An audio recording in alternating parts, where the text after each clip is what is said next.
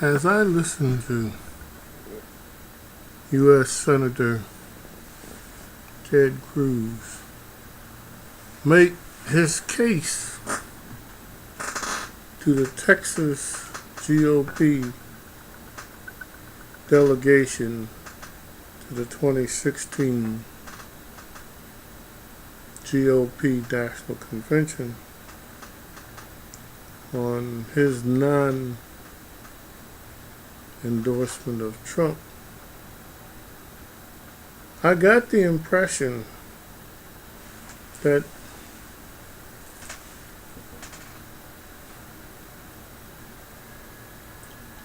there were two things that govern his mindset. One was a biblical statement, and the other was a quote by William Shakespeare. GOP President Abraham Lincoln commented that a house divided cannot stand. Now, this famous quote of Lincoln was taken from the Bible. Mark 3:25. Shakespeare said that the evil men do lives after them. So what we saw this morning was Cruz dumped his bucket because Trump had denigrated his wife and father. So he had a reason to have plenty of passion in his heart against this man.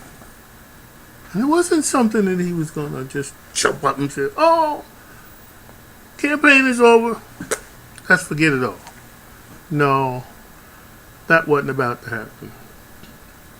He made that clear as he went on and talked a little bit further. But what he had done by taking the non-committal, he was trying to separate Republican candidates down ticket from Trump so that these people down ticket still had a chance of winning. I look at a person like Pat Toomey in the state of Pennsylvania, just across the line here. He wasn't at that convention because he knows that was guaranteed the black vote would come out and vote against him. And I think Cruz understood that well. And so he was trying to give people like Toomey some cover away from Trump. So he was willing to take the heat over that. However, what else he really did, by making this non-support of Trump, endorsement of Trump deal, he basically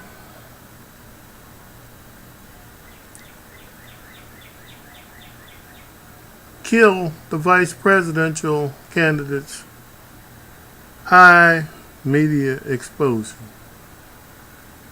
And so therefore, the vice presidential candidate, in my opinion, I can't remember the man's name, and so Cruz did a good job of knocking this fella to his feet, even though they claimed the fellow's speech was pretty good.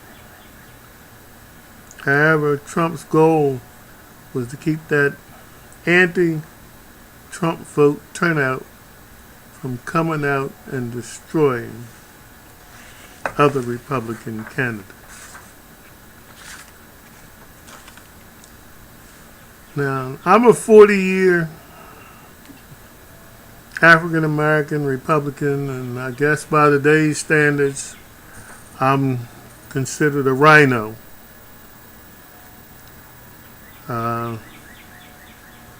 I want to see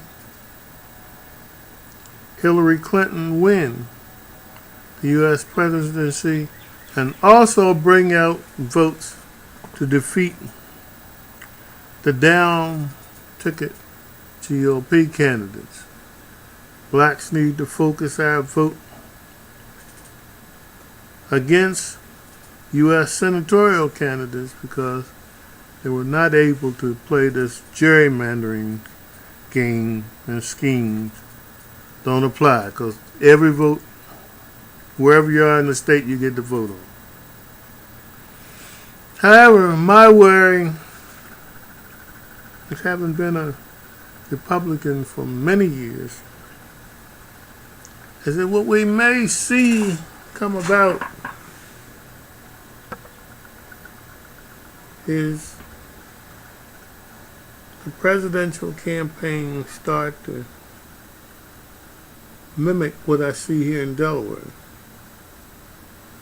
In many places here in Delaware, if you win the Democratic primary, you basically won the race.